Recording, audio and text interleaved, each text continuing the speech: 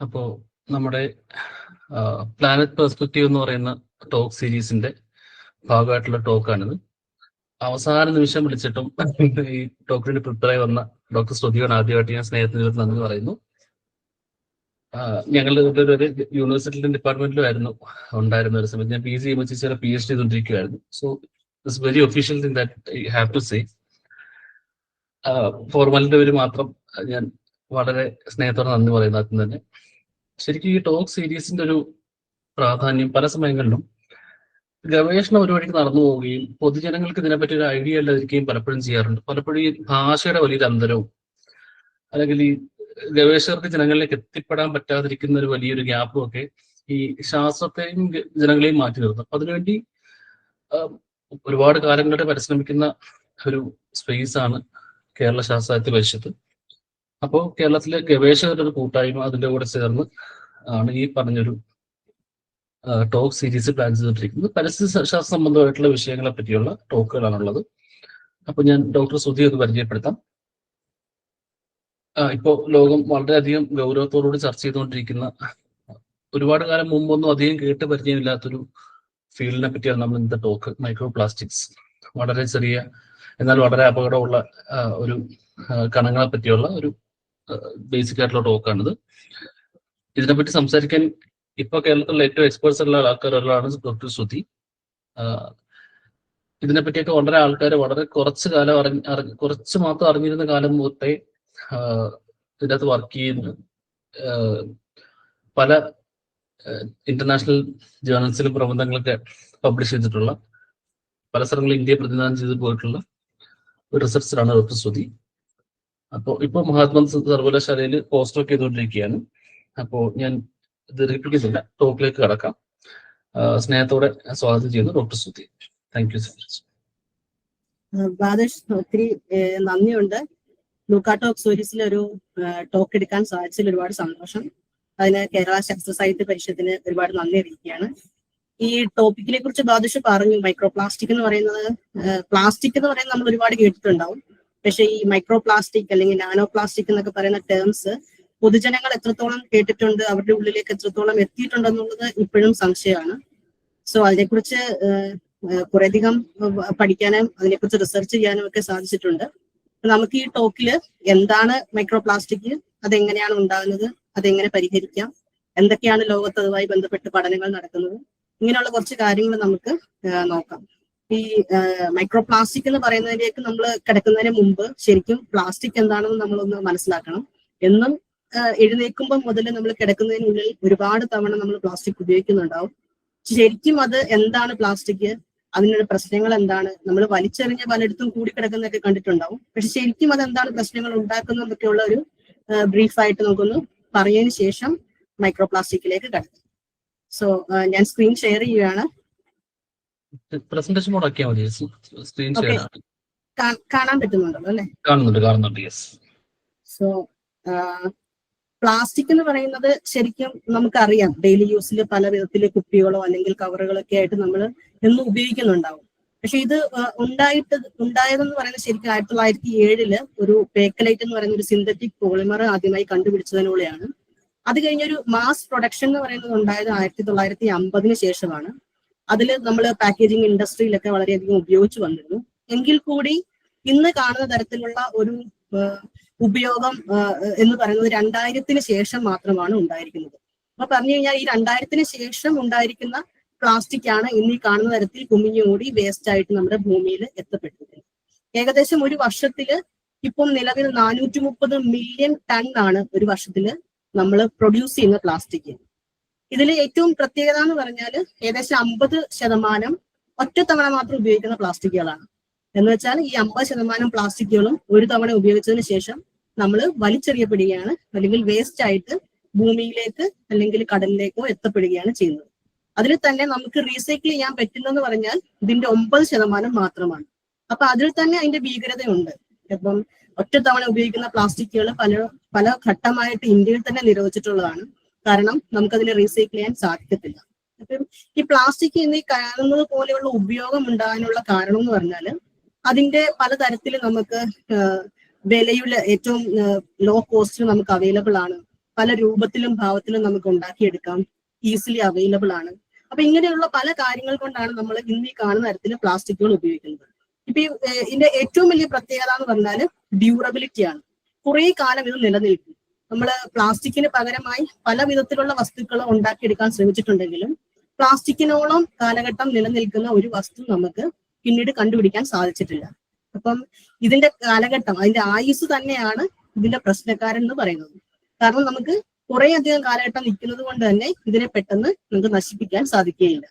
ഇപ്പൊ ഈ പ്ലാസ്റ്റിക് എന്ന് പറയുന്നത് ശരിക്കും നമ്മൾ ക്രൂഡ് ഓയിലിൽ നിന്നും, അതായത് നമ്മൾ ഉണ്ടാക്കുന്ന പെട്രോൾ അല്ലെങ്കിൽ ഡീസൽ ഉണ്ടാക്കുന്നതിന്റെ ഒരു ബൈ പ്രൊഡക്റ്റിൽ നിന്നും ആയിട്ടാണ് പ്ലാസ്റ്റിക്കിനെ നമ്മൾ ഉണ്ടാക്കിയെടുക്കുന്നത്.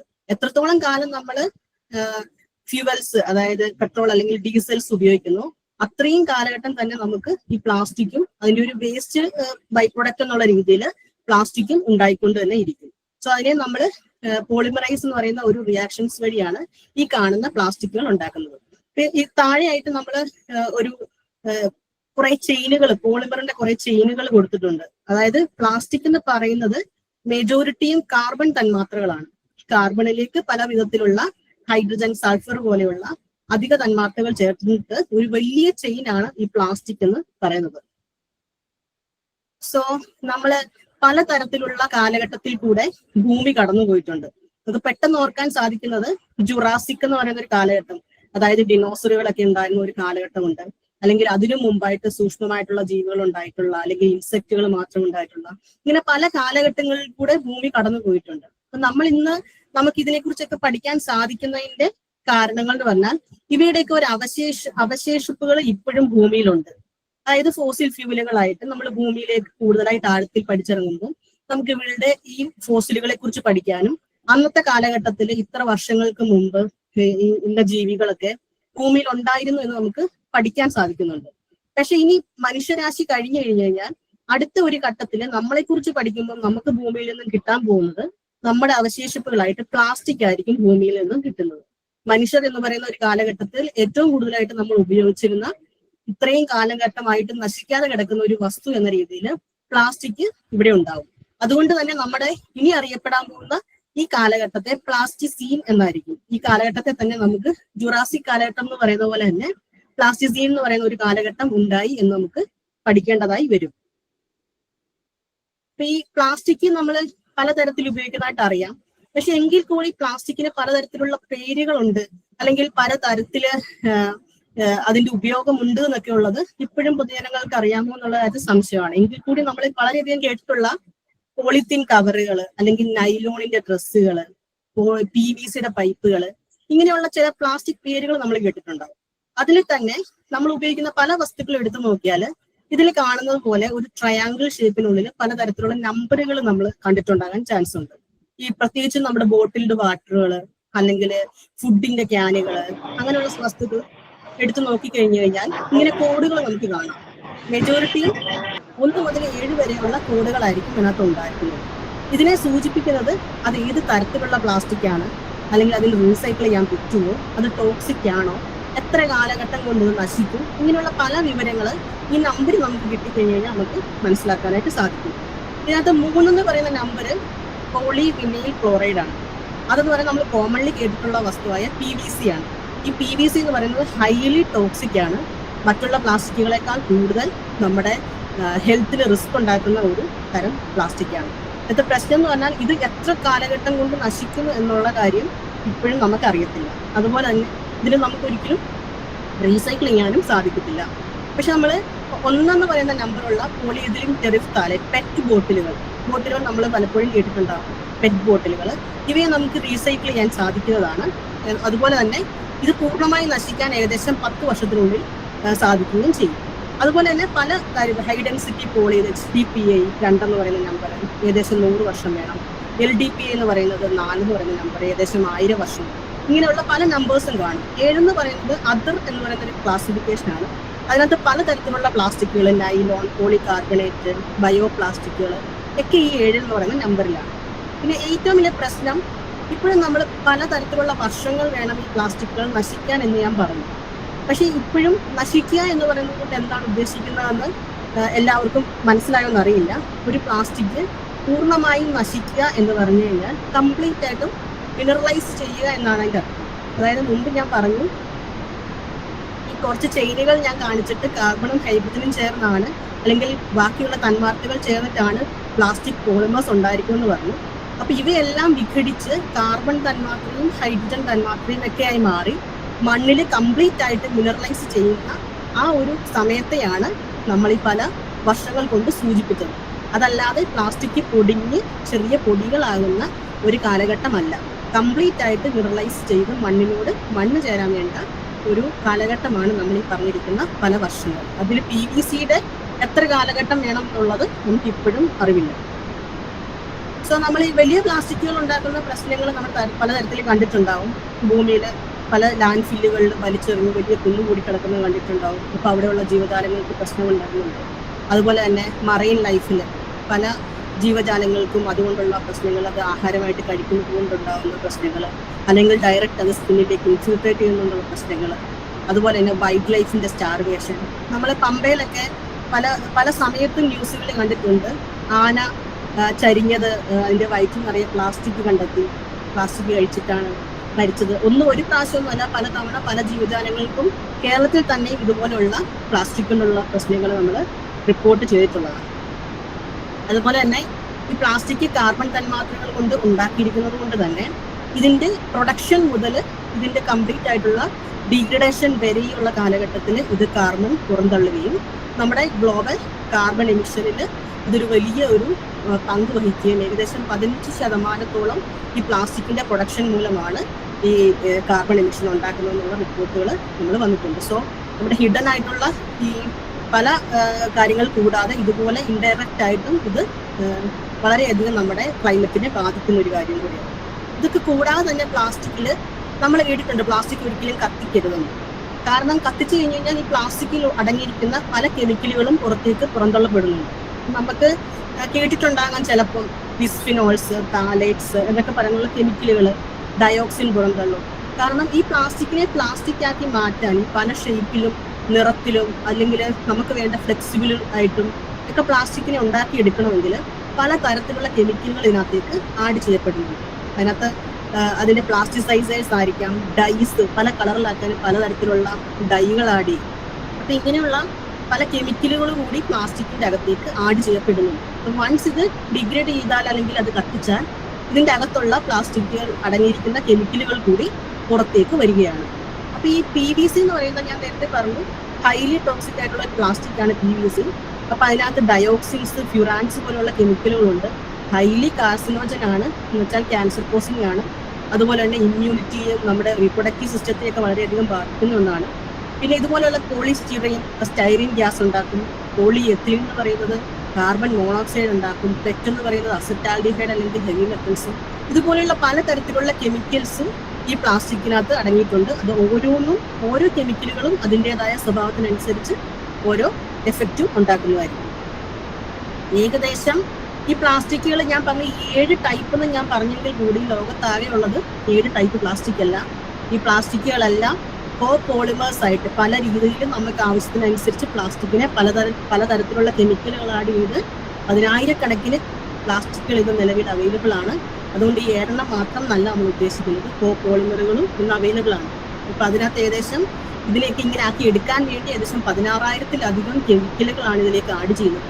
അതിനകത്തിൽ തന്നെ എല്ലാ കെമിക്കലുകളും എന്തെങ്കിലും ഒരു റിസ്ക് ഉണ്ടാക്കുന്നുണ്ട്. അതിൽ ഏകദേശം 4,200-ഓളം കെമിക്കലുകൾ ഹൈലി ഹസാഡസ് ആണ്, എന്ന് വെച്ചാൽ നമുക്ക് ഹെൽത്തിനെ വളരെയധികം ഇമ്പാക്ട് ചെയ്യുന്ന കെമിക്കലുകളാണ് ഇതിനകത്തുള്ളത്.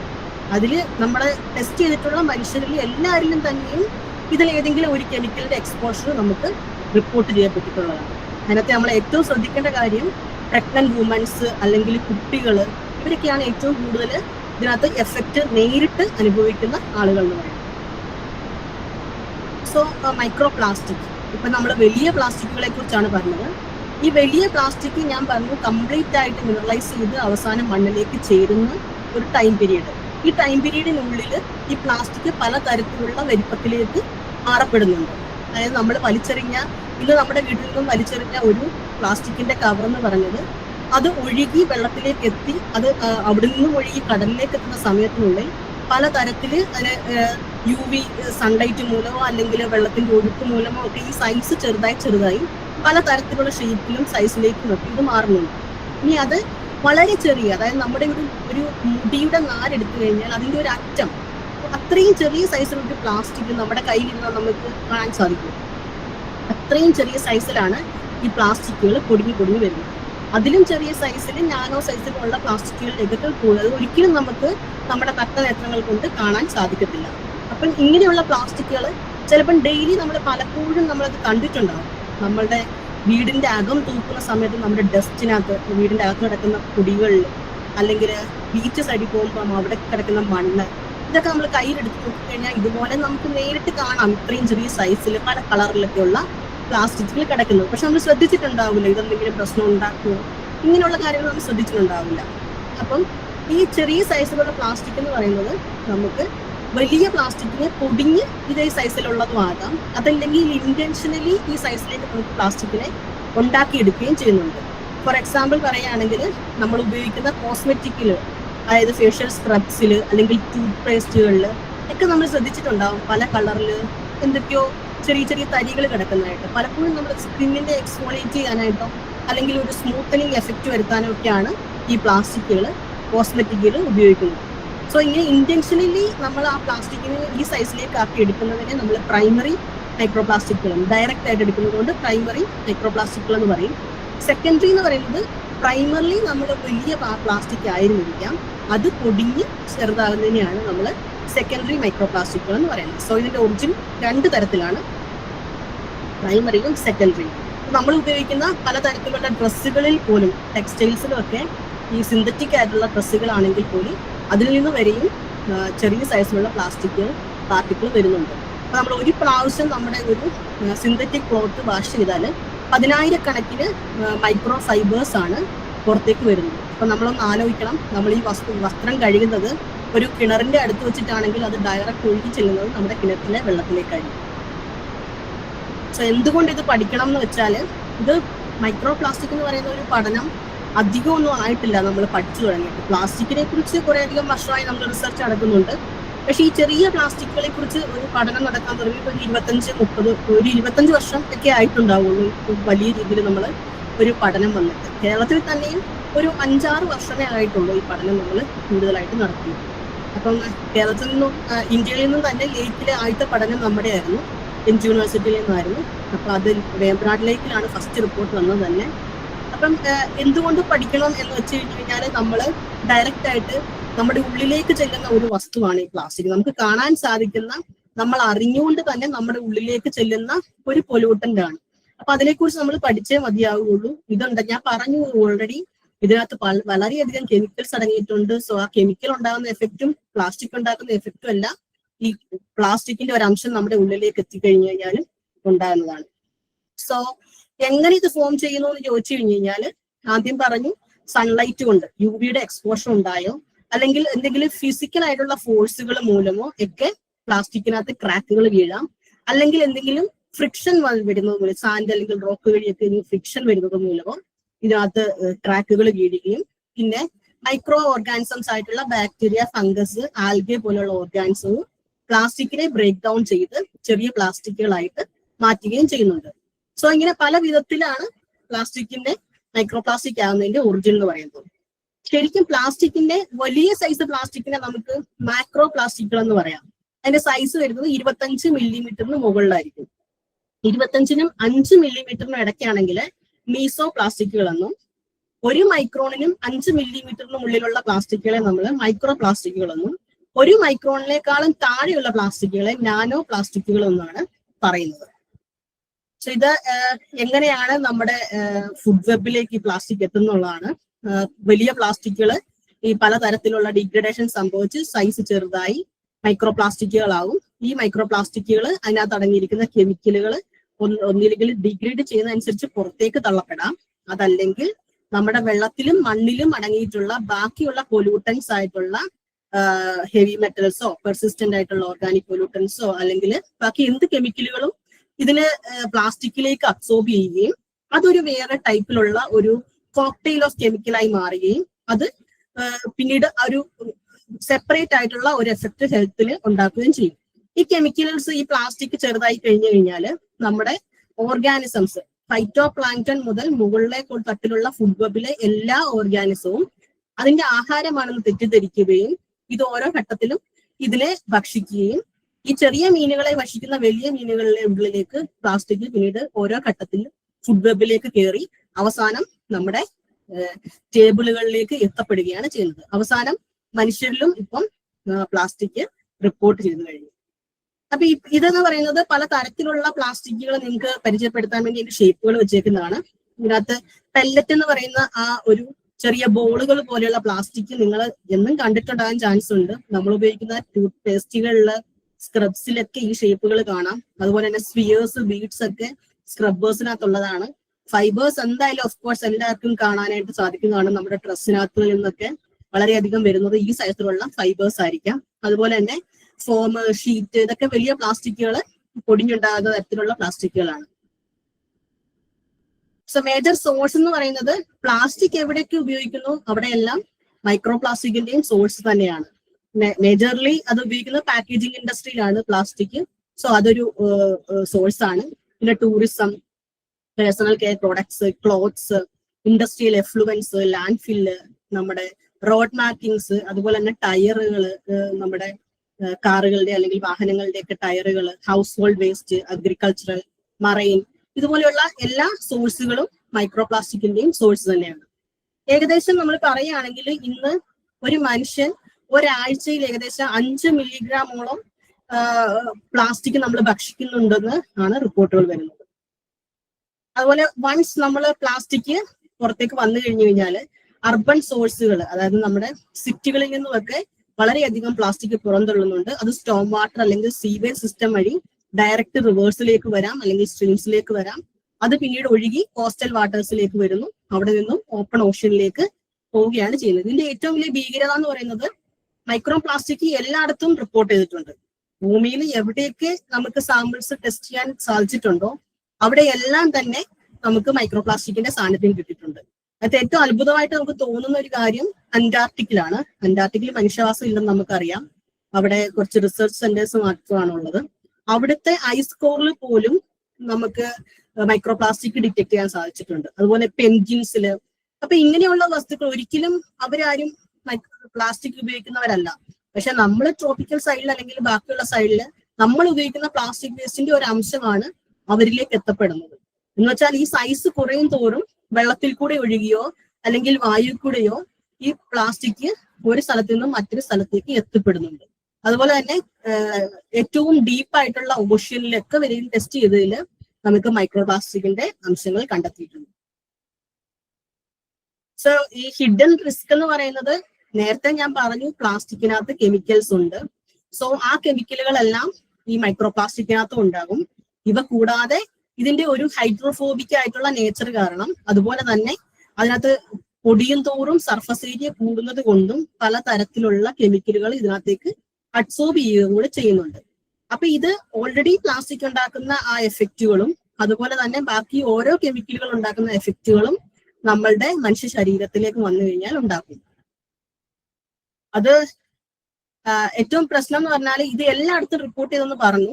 നമ്മുടെ കേരളത്തിന്റെ അവസ്ഥ നോക്കിക്കഴിഞ്ഞു കഴിഞ്ഞാൽ ആദ്യം റിപ്പോർട്ട് ചെയ്തത് വേമ്പനാട് ലേക്കിലായിരുന്നെങ്കിൽ കൂടി അതിനുശേഷം ഇപ്പൊ നമ്മുടെ തന്നെ ഏറ്റവും റീസെന്റ് ആയിട്ടുള്ള റിസർച്ച് ഗ്രൗണ്ട് വാട്ടറിൽ നമ്മൾ ചെയ്തു. കോഴിക്കോട് ആണ് നമ്മൾ ചെയ്തത്. അവിടെ എല്ലാ വാർഡിലെയും കിണറുകളിൽ നമ്മൾ സാമ്പിൾസ് എടുത്ത് ടെസ്റ്റ് ചെയ്തിരുന്നു. അവിടെ ഏറ്റവും സർപ്രൈസിംഗ്ലി നമുക്ക് ഒരു 85% മുകളിലും ഭയങ്കരമായിട്ടുള്ള കണ്ടാമിനേഷൻ നമ്മൾ കണ്ടുപിടിച്ചു. അതുപോലെ തന്നെ ഹെൽത്ത് റിസ്കുകൾ അവിടെ ഭയങ്കര കൂടുതലായിരുന്നു. കാരണം നമ്മുടെ കേരളത്തിന്റെ ഏറ്റവും വലിയ പ്രത്യേകത നമ്മൾ ഹൈജീൻ വളരെയധികം നോക്കുന്ന ആളുകളാണ്. അപ്പൊ ഗ്രൗണ്ട് വാട്ടർ എന്ന് പറയുമ്പോൾ നമ്മുടെ കിണറിനെ നമ്മൾ സംരക്ഷിക്കാൻ നമ്മൾ ചെയ്യുന്നത് വളരെയധികം ഈ ഇലകളൊക്കെ വീഴുന്നത് നമുക്ക് ഭയങ്കര പ്രശ്നമായതുകൊണ്ട് നമ്മൾ പ്ലാസ്റ്റിക്കിന്റെ നെറ്റ് ഒക്കെ ഉപയോഗിച്ച് വളരെയധികം വൃത്തിയായി സൂക്ഷിക്കും. അപ്പൊ ഏറ്റവും പ്രശ്നം എന്ന് വെച്ചാൽ വൺസ് ഇത് നമ്മളൊരു നെറ്റ് ഇട്ട് കഴിഞ്ഞു കഴിഞ്ഞാൽ നമ്മളത് മാറ്റാൻ ശ്രമിക്കാറില്ല. അത് അവിടെ തന്നെ വീണ് പൊടിഞ്ഞ് ആ വെള്ളത്തിലേക്ക് തന്നെ ചേരുമ്പോഴായിരിക്കും നമ്മളത് മാറ്റാൻ ശ്രമിക്കുന്നത്. അതുപോലെ തന്നെ വെള്ളം എടുക്കാൻ ഉപയോഗിക്കുന്ന കപ്പി എന്ന് പറയുന്നത് പ്ലാസ്റ്റിക് ആയിരിക്കാം. അപ്പൊ ഇങ്ങനെയുള്ള ഡയറക്റ്റ് ആയിട്ട് ഉള്ള ഒരു എക്സ്പോഷർ എന്ന് പറയുന്നത് ഈ കിണറ്റിലേക്ക് നമ്മൾ കോഴിക്കോട് സിറ്റിയിൽ നോട്ട് ചെയ്തിരുന്നു. അപ്പൊ അതൊരു റിസ്ക് തന്നെയാണ്. അത് കൂടാതെ അതിന്റെ അകത്ത് ഉപയോഗിക്കുന്ന PVC-യുടെ പൈപ്പുകൾ പമ്പ് ചെയ്യാനായിട്ട് ഉപയോഗിക്കുന്ന PVC ആണ്. PVC ഭയങ്കര അധികം ടോക്സിക് ആണ്. ഇത് കൂടാതെ ഇൻഫിൽട്രേറ്റ് ചെയ്ത് വരുന്ന പ്ലാസ്റ്റിക്, നമ്മുടെ വീടുകളിൽ നിന്നും പുറന്തള്ളുന്ന പ്ലാസ്റ്റിക്കുകൾ പൊടിഞ്ഞ്, അല്ലെങ്കിൽ തുണി കഴുകുന്നത്, എയർബോൺ ആയിട്ടുള്ള പ്ലാസ്റ്റിക്കുകൾ എല്ലാം തന്നെയും നമ്മൾ ഈ ഗ്രൗണ്ട് വാട്ടറിൽ റിപ്പോർട്ട് ചെയ്തിട്ടുണ്ട്. സോ നമ്മള് ബാക്കി എല്ലാ വെള്ളത്തെക്കാളും നമ്മൾ വിശ്വസിച്ചിരുന്നത് നമ്മുടെ ഗ്രൗണ്ട് വാട്ടർ ആയിരുന്നു. അതിനെ നമ്മൾ ചൂടാക്കി കുടിക്കും, നേരിട്ട് കുടിക്കും, ഒരിക്കലും ഫിൽറ്റർ ചെയ്യാറില്ല. സോ ഇങ്ങനെയുള്ള ഒരു അവസ്ഥയിലാണ് നമ്മൾ വെള്ളം ഫിൽറ്റർ ചെയ്യേണ്ട ഒരു അത്യാവശ്യം നമുക്ക് മനസ്സിലാകുന്നത്. അതുപോലെ തന്നെ ഓഷ്യനിലേക്കൊക്കെ വരുവാണെങ്കിൽ പ്ലാസ്റ്റിക് എന്ന് പറയുന്നത് വെള്ളത്തിന്റെ ഒപ്പം പ്ലാസ്റ്റിക് മിക്സ് ആയിട്ട് ഒരു സൂപ്പ് പോലെയാണ് ഇപ്പൊ ശരിക്കും പറഞ്ഞാൽ. 2050 ആകുമ്പോഴത്തേക്ക് കടലിൽ മീനിനേക്കാളും കൂടുതൽ പ്ലാസ്റ്റിക് ആയിരിക്കും എന്നാണ് ഇപ്പോഴുള്ള പഠനങ്ങൾ സൂചിപ്പിക്കുന്നത്. സോ ഈ പ്ലാസ്റ്റിക് ഓഷ്യനിലേക്ക് എത്തിപ്പെട്ട് കഴിഞ്ഞു കഴിഞ്ഞാൽ ഇതിന് ഒരു രക്ഷപ്പെടലില്ല. പല പ്ലാസ്റ്റിക്കിന്റെ ആയുസ് അനുസരിച്ച് ഇത് അവിടെ തന്നെ ചുറ്റിത്തിരിഞ്ഞ് ഇങ്ങനെ കിടക്കുകയാണ് ചെയ്യുന്നത്. പൊടിയും, ചിലപ്പോൾ കുറെ സെഡിമെന്റിലേക്ക് പോകും, കുറെ ഫിഷസ് കിടക്കും, ബാക്കിയുള്ളവയെല്ലാം അവിടെ തന്നെ വട്ടം കറങ്ങാണ് ചെയ്യുന്നത്. അപ്പം ഓഷ്യൻ ഗയേഴ്സ് ഉണ്ട്, അതായത് ഓഷ്യനിലെ വെള്ളം അതിന്റെ സർക്കുലേഷൻ മൂലം അവിടെ ഒരു പാച്ചസ് ഉണ്ടാക്കുന്നുണ്ട്. ആ ഒരു വെള്ളത്തിന്റെ സർക്കുലേഷനിലേക്ക് ഈ പ്ലാസ്റ്റിക് വേസ്റ്റുകൾ എത്തപ്പെട്ട് കഴിഞ്ഞു കഴിഞ്ഞാൽ അതൊരു ട്രാഷിന്റെ ഒരു ഗാർബേജ് പാച്ച് പോലെ തന്നെ ഓഷ്യനിൽ ചുറ്റിത്തിരിയുന്നുണ്ട്. അപ്പം ഒരു മലേഷ്യൻ എയർലൈൻസ് മിസ്സായ സമയത്ത് അതിനെ അന്വേഷിച്ചു പോയ ആളുകൾക്ക് കണ്ടെത്താൻ സാധിച്ചത് ഇതുപോലെ ഒരു വലിയ ഗാർബേജ് പാച്ച് ആയിരുന്നു. അതിനകത്ത് നമ്മൾ പറയുമ്പോൾ നമ്മളൊരു ചെറിയ ഒരു തോന്നൽ മാത്രമേ നമുക്ക് ഉണ്ടാവുകയുള്ളൂ. പക്ഷെ ഒരു പസഫിക് ഗയറിൽ നമ്മൾ കണ്ടെത്തിയ ഒരു പാച്ച് എന്ന് പറയുന്നത് ടെക്സാസ് സിറ്റിയുടെ അത്രയും വലുപ്പത്തിലുള്ള ഒരു പാച്ചാണ് നമ്മളവിടെ കണ്ടെത്തിയത്. ഈ ഗാർബേജിന്റെ വലിപ്പം എന്ന് പറയുന്നത് അത്രയും വലുതാണ്. അപ്പം ഈ ഓഷ്യന്റെ മുകളിൽ ഇതുപോലെ ഒരു പാച്ച് വന്നു കഴിഞ്ഞു കഴിഞ്ഞാല് അതിൽ താഴെയുള്ള ജീവജാലങ്ങൾക്ക് അവിടെ ജീവിക്കുക എന്ന് പറയുന്നത് ഭയങ്കര ബുദ്ധിമുട്ടാണ്. ഓക്സിജൻ കിട്ടത്തില്ല, അതുപോലെ തന്നെ സൺലൈറ്റിന്റെ പെനട്രേഷൻ ഉണ്ടാവില്ല. അത് നമ്മളുടെ എല്ലാ ഓഷ്യനിലും ഇതുപോലെയുള്ള പാച്ചസ് റിപ്പോർട്ട് ചെയ്തു കഴിഞ്ഞു. അപ്പൊ ഏറ്റവും റീസെന്റ് ആയിട്ട് ആർട്ടിക് ഓഷ്യനിൽ പോലും ഇതുപോലെ ഒരു വലിയ ഗാർബേജ് പാച്ച് ഇപ്പം റിപ്പോർട്ട് ചെയ്തിട്ടുണ്ട്. സോ മണ്ണില് നമ്മുടെ അഗ്രികൾച്ചറൽ സിസ്റ്റത്തിലൊക്കെ നമ്മൾ പ്ലാസ്റ്റിക് ഉപയോഗിക്കുന്നുണ്ട്. അതിനകത്ത് ഇപ്പൊ റീസെന്റ് ആയിട്ട് നമ്മൾ പ്ലാസ്റ്റിക് മൾച്ചുകൾ, അതായത് ഒരു കറുപ്പ് കളറിലെ പ്ലാസ്റ്റിക് ഷീറ്റ് നമ്മൾ വലിയ തോതിൽ കൃഷിക്ക് വേണ്ടി ഉപയോഗിക്കുന്നുണ്ട്. അതായത് അതിനകത്ത് ചെറിയ ഹോൾസ് ഉണ്ടാക്കി നമ്മൾ ചെടികൾ നടും. അത് സോയിലിനെ പ്രൊട്ടക്ട് ചെയ്യാൻ വേണ്ടിയിട്ട് നമ്മൾ യൂസ് ചെയ്യുന്നതാണ്. പക്ഷെ പ്രശ്നം എന്ന് വെച്ചാൽ ഇത് ഡയറക്റ്റ് സൺലൈറ്റ് കിട്ടുന്ന പോലെയാണ് ഇത് കിടക്കുന്നത്. അതുകൊണ്ട് തന്നെ അത് വേഗം തന്നെ ഡീഗ്രേഡ് ചെയ്ത് മൈക്രോ പ്ലാസ്റ്റിക് ആകാനുള്ള ചാൻസസ് ഉണ്ട്. അതുകൂടാതെ നമ്മൾ ഉപയോഗിക്കുന്ന ഫെർട്ടിലൈസറുകൾ പലപ്പോഴും സീവേജിനകത്ത് നിന്നും നമ്മൾ ട്രീറ്റ് ചെയ്തെടുക്കുന്ന ഫെർട്ടിലൈസറുകളാകാം. ഇതിനകത്ത് മൈക്രോ പ്ലാസ്റ്റിക് ഉണ്ടാകാനുള്ള സാധ്യത വളരെയധികം കൂടുതലാണ്. അപ്പൊ ഇത് ഡയറക്റ്റ് ആയിട്ട് സോയിലിന്റെ പോറോസിറ്റി അല്ലെങ്കിൽ ബൾക്ക് ഡെൻസിറ്റി ഒക്കെ വളരെയധികം എഫക്ട് ചെയ്യും. മണ്ണിനെ വളരെയധികം ലൂസൻ ആക്കും. അതുപോലെ തന്നെ വെള്ളം ഒഴുകുന്നതിന്റെ ഒപ്പം തന്നെ മൈക്രോ പ്ലാസ്റ്റിക്കുകളും വെള്ളത്തിന്റെ ഒപ്പം ഒഴുകി നമ്മൾ ഡയറക്റ്റ് ഗ്രൗണ്ട് വാട്ടറിലേക്ക് പെനട്രേറ്റ് ചെയ്ത് വരാനുള്ള സാധ്യത ഭയങ്കര കൂടുതലാണ്. അതുപോലെ മണ്ണിലുള്ള ജീവജാലങ്ങളെ എല്ലാം ഇത് വളരെയധികം എഫക്ട് ചെയ്യും. നമ്മള് ഏറ്റവും കൂടുതൽ കേട്ടിട്ടുള്ളതാണ് മണ്ണിരകൾ. ഈ മണ്ണിരകളുടെ ഉള്ളിൽ പോലും മൈക്രോ പ്ലാസ്റ്റിക്കിന്റെ അംശം നമ്മൾ റിപ്പോർട്ട് ചെയ്യപ്പെട്ടിട്ടുണ്ട്. അപ്പൊ ഓരോ ഏത് ജീവജാലത്തിൽ ടെസ്റ്റ് ചെയ്താലും മൈക്രോ പ്ലാസ്റ്റിക് നമുക്ക് കിട്ടുന്നതാണ്. സോ അതുപോലെ തന്നെയാണ് വൈൽഡ് ലൈഫ്. നേരത്തെ ഞാൻ പറഞ്ഞു, എലിഫന്റിന്റെ കേസിൽ നമ്മൾ ഓൾറെഡി ന്യൂസുകൾ പലപ്പോഴും കണ്ടിട്ടുണ്ടാവും പ്ലാസ്റ്റിക് ഉള്ളിൽ ചെന്നിട്ട് മരണമടഞ്ഞത്. അപ്പൊ അതുപോലെയുള്ള പ്രശ്നം എന്ന് പറഞ്ഞാൽ ഈ ജീവജാലങ്ങൾക്ക് വയറ്റിലേക്ക് ചെന്ന് കഴിഞ്ഞു കഴിഞ്ഞാൽ അത് കഴിക്കേണ്ട ആഹാരം പിന്നെ കഴിക്കാൻ പറ്റില്ല. ഇത് ഇൻഡൈജസ്റ്റ് ആയിട്ട് ഉള്ളിൽ തന്നെ കിടക്കും. അത് അവസാനം മരിച്ചു പോവുകയായിരിക്കും ചെയ്യുന്നത്. അതുപോലെ തന്നെ അതിൻ്റെ അകത്തുള്ള കെമിക്കൽസിന്റെ എക്സ്പോഷർ കിട്ടും. അതുപോലെ തന്നെ അതിന് റീപ്രൊഡക്റ്റീവ് ഹാം ഉണ്ടാക്കും. പുതിയൊരു തലമുറ ഉണ്ടാകാനുള്ള സാധ്യത പോലും വളരെ കുറവാണ്. അപ്പൊ അത് ഒരു എക്സ്റ്റിൻഷന്റെ വക്കിലേക്ക് പല വൈൽഡ് ലൈഫ് ഓർഗാനിസംസും പോയിക്കൊണ്ടിരിക്കുകയാണ് ചെയ്യുന്നത്. അപ്പം നമ്മളുടെ ഇന്ത്യൻ കോസ്റ്റിൽ പോലും അല്ലെങ്കിൽ കേരളത്തിൽ പോലും ഇതുപോലെയുള്ള ജീവജാലങ്ങളിൽ മൈക്രോ പ്ലാസ്റ്റിക്കിന്റെ അംശം റിപ്പോർട്ട് ചെയ്യപ്പെട്ടിട്ടുണ്ട്. ഇപ്പൊ ഈ കെമിക്കലുകളുടെ ഡേഞ്ചർ പറഞ്ഞു. ഈ പ്ലാസ്റ്റിക്കിനകത്ത് കെമിക്കലുകൾ ചേർന്നിട്ട് ഒരു കോക്ടെയിൽ ഓഫ് കെമിക്കൽസ് ആയിട്ടാണ് ഇപ്പൊ ആക്ട് ചെയ്യുന്നത്. അപ്പൊ പ്ലാസ്റ്റിക് ഉള്ളിൽ ചെന്നാൽ അത് ഉണ്ടാക്കുന്ന എഫക്ട് പറഞ്ഞു. അതുപോലെ തന്നെ ഈ കോക്ടെയിൽ ആയിട്ട് ഒരുമിച്ച് ചെന്ന് കഴിഞ്ഞു കഴിഞ്ഞാൽ ഇൻഡിവിജ്വൽ ആയിട്ട് ഉണ്ടാക്കുന്ന എഫക്റ്റിനേക്കാളും കൂടുതലായിരിക്കും ഇത് ഒരുമിച്ച് ഉള്ളിലേക്ക് ചെന്നാലായിട്ട് ഉണ്ടാകുന്നത്. സോ പലപ്പോഴും നമ്മൾ ആശ്രയിക്കാറുള്ളത് യാത്ര ചെയ്യുമ്പോഴൊക്കെ ബോട്ടിൽഡ് വാട്ടർ ആയിരിക്കും നമ്മൾ കുടിക്കാൻ വേണ്ടി ഉപയോഗിക്കുന്നത്. ലോകത്തില് ടെസ്റ്റ് ചെയ്ത ബോട്ടിൽഡ് വാട്ടറുകളിൽ 95% ബോട്ടിൽ വാട്ടേഴ്സിലും പ്ലാസ്റ്റിക്കിന്റെ അംശം റിപ്പോർട്ട് ചെയ്തിട്ടുണ്ട്. അതുപോലെ തന്നെ ടാപ്പ് വാട്ടറിലും ഗ്രൗണ്ട് വാട്ടറിലും എല്ലാം നമ്മൾ ഇത് ഡയറക്റ്റ് ഡ്രിങ്ക് ചെയ്യുന്നതാണ്. അപ്പൊ ഡയറക്റ്റ് ആയിട്ട് ഇത് നമ്മുടെ ഉള്ളിലേക്ക് ചെല്ലുന്നതാണ്.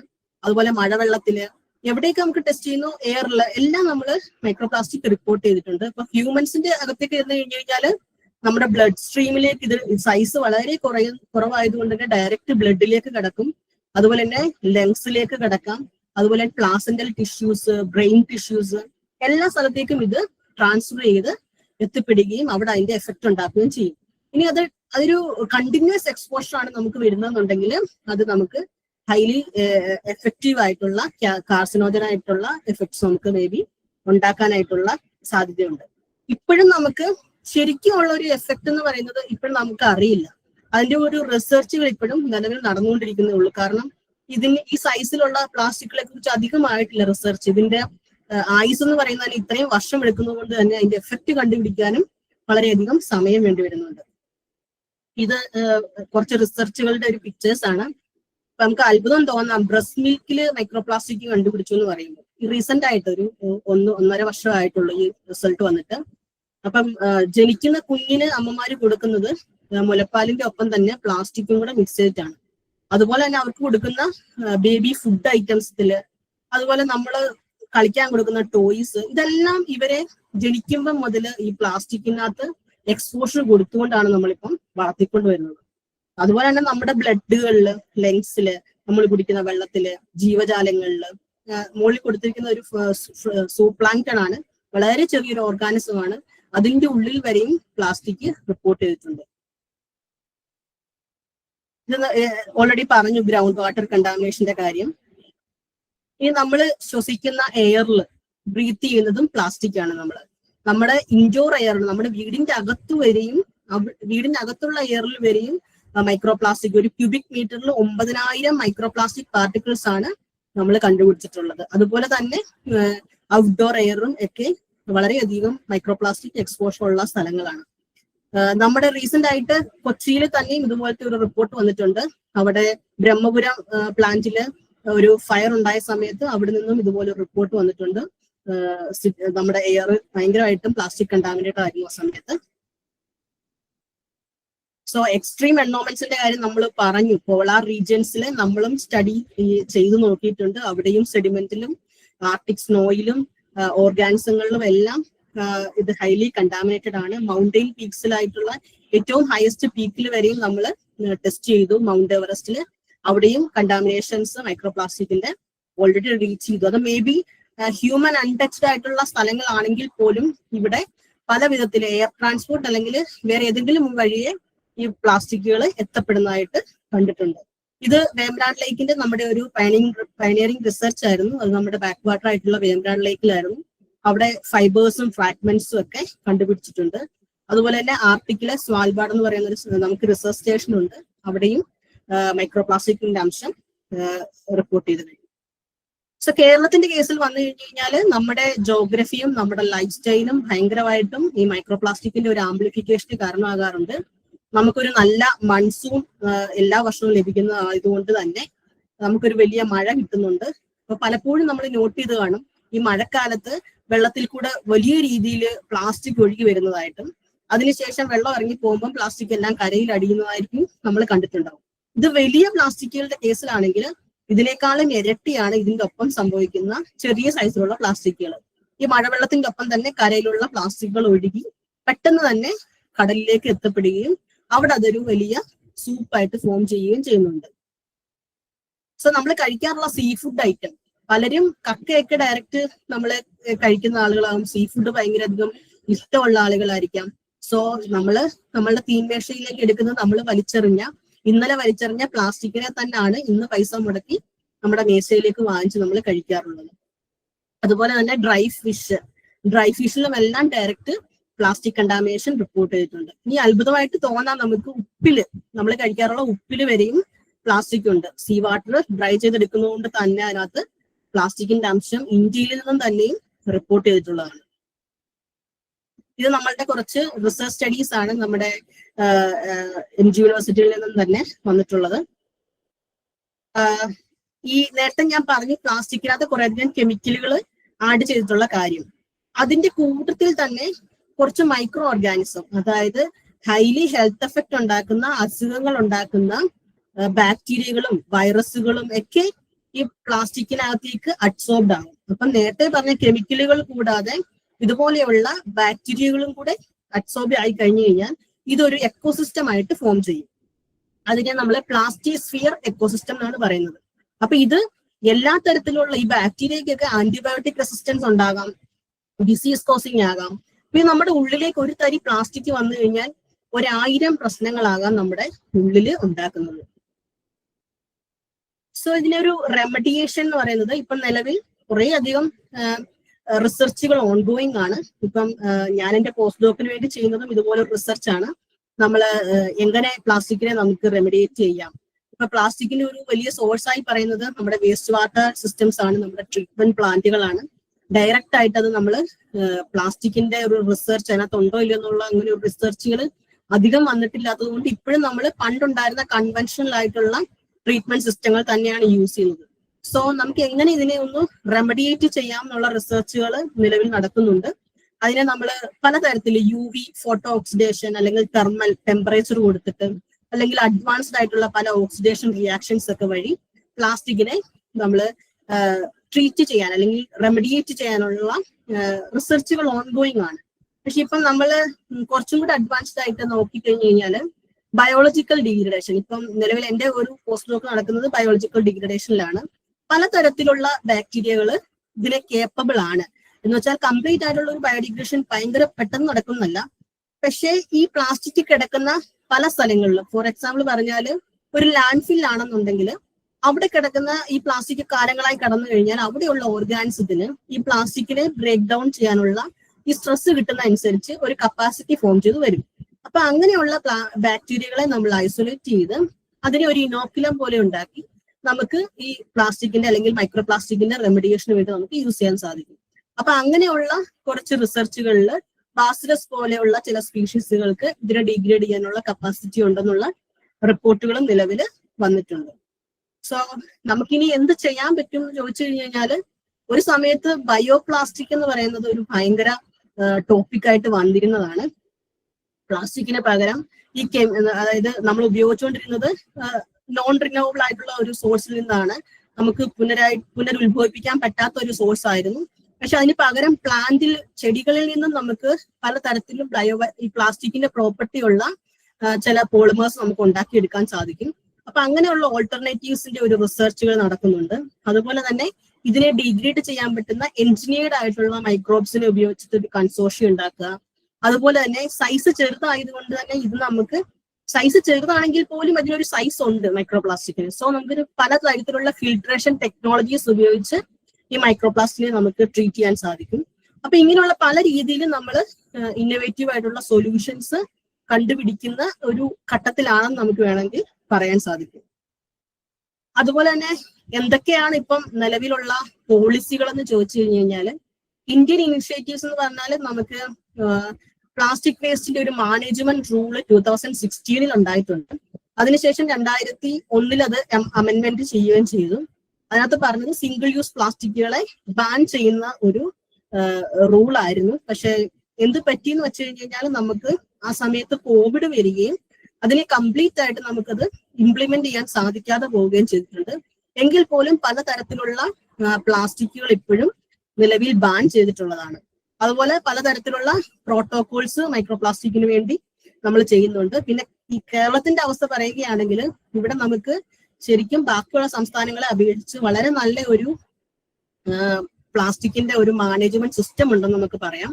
ഹരിതകർമ്മ സേന അല്ലെങ്കിൽ ഹരിത കേരളം പോലെയുള്ള പ്ലാനുകൾ കൊണ്ട് നമുക്ക് ഡെയിലി നമ്മുടെ വീടുകളിൽ നിന്നും അല്ലെങ്കിൽ സിറ്റികളിൽ നിന്നും എല്ലാം ക്ലീൻ ചെയ്ത് നമുക്ക് പ്ലാസ്റ്റിക്കിനെ കൊണ്ടുപോകാനുള്ള ഒരു സിസ്റ്റം നിലവിലുണ്ട്. അപ്പൊ ഇങ്ങനെ നമുക്ക് ഡയറക്റ്റ് ആയിട്ട് വലിയ പ്ലാസ്റ്റിക്കുകൾക്ക് വേണ്ടിയിട്ടുള്ള കുറച്ച് ഇനിഷ്യേറ്റീവ് നിലവിലുണ്ട്. പക്ഷേ ഈ മൈക്രോ പ്ലാസ്റ്റിക് എന്ന് പറയുമ്പോൾ അതിന് വേണ്ടിയിട്ടുള്ള ഒരു ഇനിഷ്യേറ്റീവ് നമുക്ക് നിലവിലായി വരുന്നതേ ഉള്ളൂ. എന്നാൽ ഗ്ലോബലി നമ്മൾ നോക്കുകയാണെങ്കിൽ പല രാജ്യങ്ങളിലും ഈ കോസ്മെറ്റിക്സിലൊക്കെ ഉപയോഗിക്കുന്ന മൈക്രോ ബീഡ്സുകളുടെയൊക്കെ ഉപയോഗം കംപ്ലീറ്റ് ആയിട്ടും നിരോധിച്ചിട്ടുണ്ട്. ഇനി നമുക്ക് എന്തൊക്കെ ചെയ്യാൻ സാധിക്കും എന്നുള്ളത് പലപ്പോഴും പല ഓർഗനൈസേഷൻസും ക്ലീനപ്പ് പ്രോഗ്രാംസ് ഒക്കെ വെക്കുന്നത് നമ്മൾ കണ്ടിട്ടുണ്ടാവും. പക്ഷെ പലപ്പോഴും നമുക്കത് ആക്റ്റീവ്ലി പാർട്ടിസിപ്പേറ്റ് ചെയ്യാൻ പറ്റിയിട്ടുണ്ടാവില്ല. പക്ഷെ നമുക്ക് നമ്മളുടെ വീടുകളിലും നമ്മുടെ ചുറ്റുപാടുകളിലും ക്ലീൻ ചെയ്യാം, അല്ലെങ്കിൽ നമ്മുടെ കുട്ടികൾക്ക് നമുക്ക് പറഞ്ഞു കൊടുക്കാം, സ്കൂൾ തലങ്ങളിൽ നമുക്ക് അവർക്ക് വേണ്ട ക്ലാസ്സുകൾ എടുക്കാം. ഇപ്പം ഈ പറയുന്ന സ്റ്റഡീസ് നിങ്ങൾ കേട്ടിട്ടുണ്ടെങ്കിൽ നിങ്ങൾക്കത് അടുത്ത ആളുകളിലേക്ക് എത്തിക്കാം. അപ്പൊ നമ്മളെ കൊണ്ടാവുന്ന രീതിയിലുള്ള ഒരു ആക്ഷൻസ് നമുക്ക് സിറ്റിസൺസിന് എടുക്കാൻ സാധിക്കുന്നതാണ്.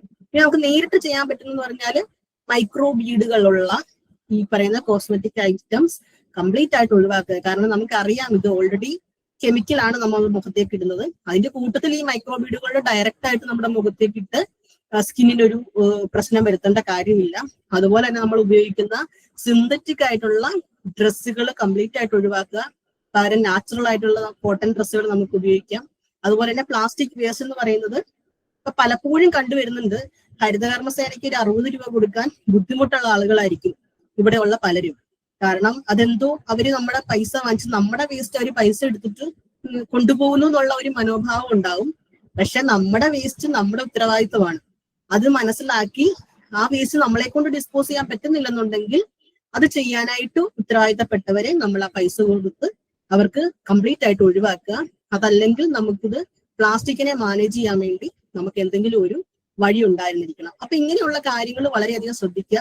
നമ്മുടെ വീട്ടിലേക്ക് പ്ലാസ്റ്റിക് കൊണ്ടുവരാതിരിക്കാൻ നമ്മൾ മാക്സിമം ശ്രമിക്കുക. കൊണ്ടുവന്നിട്ടുണ്ടെങ്കിൽ അത് പ്രോപ്പറായിട്ട് ഡിസ്പോസ് ചെയ്യുക. സോ ഇതൊക്കെയാണ് നമ്മൾ മേജർ ആയിട്ട് ഒരു മൈക്രോ പ്ലാസ്റ്റിക്കിന്റെ ഒരു റിസർച്ച് എന്നുള്ള രീതിയിൽ നിലവിൽ നടന്നു വരുന്നത്. സോ എന്തെങ്കിലും ഡീറ്റെയിൽഡ് ആയിട്ട് ആർക്കെങ്കിലും ചോദിക്കാനുണ്ടെങ്കിൽ ചോദിക്കാം. ക്വസ്റ്റ്യൻസ് ഉള്ളവർക്ക് അൺമ്യൂട്ട് ചെയ്തിട്ട് ചോദിക്കാം, അതല്ലെങ്കിൽ കമന്റ് ബോക്സിൽ ആഡ് ചെയ്യാം. അൺമ്യൂട്ട് ചെയ്ത് ചോദിക്കുന്നതായിരിക്കും നല്ലത്. ഹലോ ശ്രുതി, ഗുഡ് ഈവനിങ്. ഇത് ഫെമിയാണ്. ഫെമി, വളരെ ഇൻട്രസ്റ്റിംഗ് ആയിട്ട് എല്ലാ കാര്യങ്ങളും ഡീറ്റെയിൽഡ് ആയിട്ട് ശ്രുതി പറഞ്ഞു. ആക്ച്വലി മൈക്രോ പ്ലാസ്റ്റിക്സ് ഞാനും ഇപ്പൊ വർക്ക് സ്റ്റാർട്ട് ചെയ്തൊരു ഏരിയ ആയതുകൊണ്ട് ശ്രുതി പറഞ്ഞത് എല്ലാം വളരെ ഡീറ്റെയിൽഡ് ആയിട്ട് കവർ ചെയ്തു. അപ്പോ ഇതില് പ്ലാസ്റ്റിസ്ഫിയറിനെ പറ്റി ശ്രുതി സംസാരിച്ചായിരുന്നല്ലോ.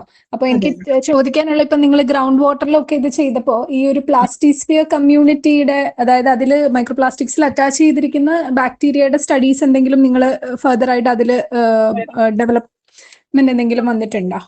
അന്ന് നമ്മൾ ചെയ്തത് കോഴിക്കോട് സിറ്റിയുടെ 75 വാർഡുകളിലാണ് ചെയ്തത്. ഏകദേശം 150 കിണറിന് കൂടുതൽ നമ്മൾ സാമ്പിൾ ടെസ്റ്റ് ചെയ്തിരുന്നു. അതൊരു വലിയ സ്റ്റഡി ആയിരുന്നു. ആ സമയത്ത് നമ്മൾ അതിന്റെ ഹെൽത്ത് റിസ്ക് അല്ലെങ്കിൽ എത്രത്തോളം ക്വാണ്ടിഫിക്കേഷൻ ഒക്കെയാണ് ഫോക്കസ് ചെയ്തത്. ആ സ്റ്റഡിയിൽ നമ്മൾ ബാക്കിയുള്ള ഒന്നും തന്നെ ഇൻകോപ്പറേറ്റ് ചെയ്തിരുന്നില്ല.